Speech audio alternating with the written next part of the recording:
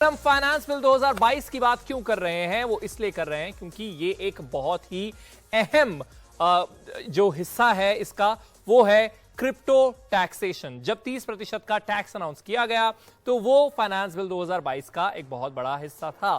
तो आज पार्लियामेंट में एमपीज ने क्या कहा और सबसे ज्यादा जरूरी फाइनेंस मिनिस्टर निर्मला सीतारमण ने क्या कहा, उससे शो की शुरुआत करेंगे। उसके बाद जो इंपॉर्टेंट अनाउंसमेंट हुई है पिछले हफ्तों में सेट ऑफ से रिलेटेड, टैक्स से रिलेटेड, वो क्या है उसके बारे में भी एक्सपर्ट्स के साथ चर्चा करेंगे। शुरुआत सिंपल तरीके से करते हैं कि वित्त मंत्री निर्मला सीतारमण ने संसद में क्या कहा। तो सबसे पहले तो उन्होंने ये कहा कि क्रिप्टो करेंसी पर विमर्श जो है वो जारी है। वो चाहती हैं कि ज्यादा चर्चा जो है वो की जाए।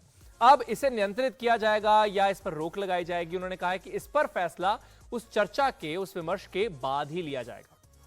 फिर उन्होंने कहा कि कई ट्रांजैक्शन लगातार हो रहे हैं और कई रिपोर्टेड एक्टिविटीज हो रही है, इसी वजह से वो एक प्रस्ताव तक पहुंचे हैं कि टीडीएस लगाया जाए। अब उन्होंने ये जस्टिफाई किया कि टीडीएस ही एक तरीका है, जब ट्रांजैक्शन होती है सरकार के पास टीडीएस जाता है, वो टीडीएस काटा जाता है, तो वही एक तरीका है कि ट्रांजैक्शन पर नजर रखा जाए, तो इसीलिए टीडीएस इंट्रोड्यूस किया गया। अब पार्लियामेंट में दोनों तरीके की जो आवाजें हैं वो उठी, एक क्रिप्टो करेंसी के अगेंस्ट, क्रिप्टो करेंसी के फेवर में। तो झारखंड के गोड्डा से बीजेपी सांसद निशिकांत दुबे का कहना है कि क्रिप्टो का इस्तेमाल रिश्वत देने और मनी लॉन्ड्रिंग में हो रहा है। वहीं दूसरी तरफ बीजेडी के सांसद पिनाकी मिश्रा का कहना है कि सरकार ऐसा दिखा रही है जैसे क्रिप्टो करेंसी में डील करने वाले पाप कर रहे हों और बहुत सारी उलझन जो है वो पैदा की जा रही है। सुनिए।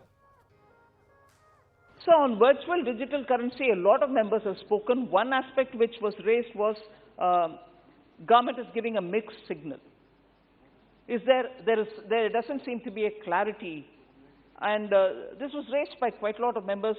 Supriya Sule ji raised it, हमारे Ritesh Pandey ji raised it, Pinaki ji raised it.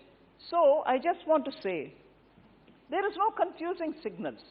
We are very clear that there are consultations going on as to whether we want to regulate it, as to whether we want to regulate it to some extent or really very much or totally ban it, are all after the consultation which will be concluded, and once it's concluded, the matter will come out.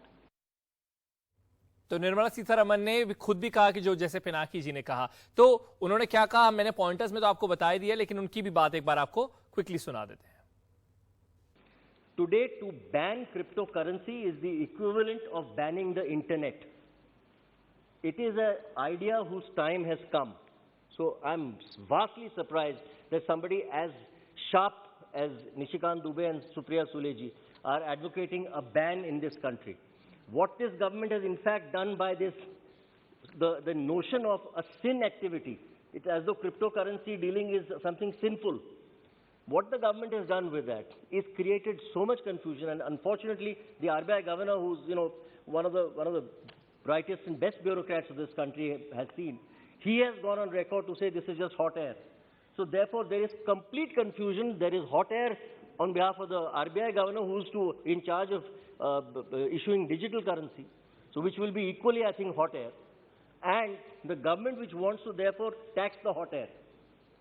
And the government has gone on to a 30% slab on the basis that it must be at a higher listing than equity gains, because it is some kind of sin.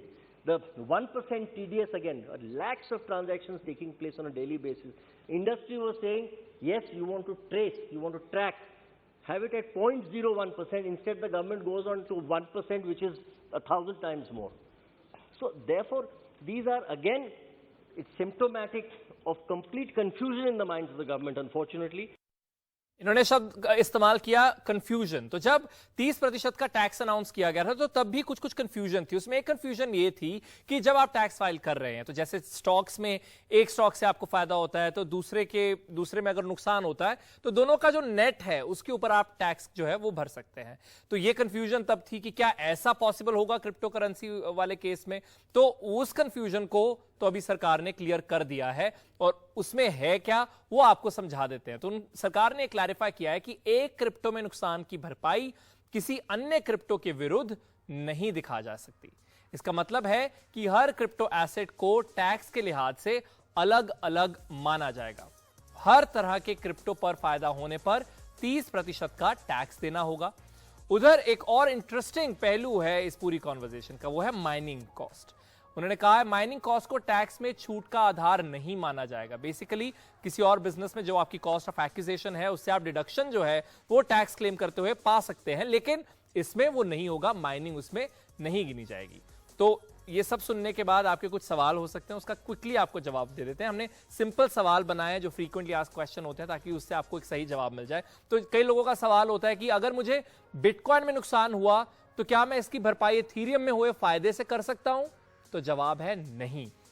अगला सवाल, क्या mining के cost per कटौती मिलेगी? उसका भी जवाब है नहीं। यह टैक्स कब से लागू होगा? 1 अप्रैल से टैक्स लागू होगा। और टीडीएस, इसकी बात भी बजट सेशन में हुई थी, वो कब से काटा जाएगा? वो 1 जुलाई से काटा जाएगा।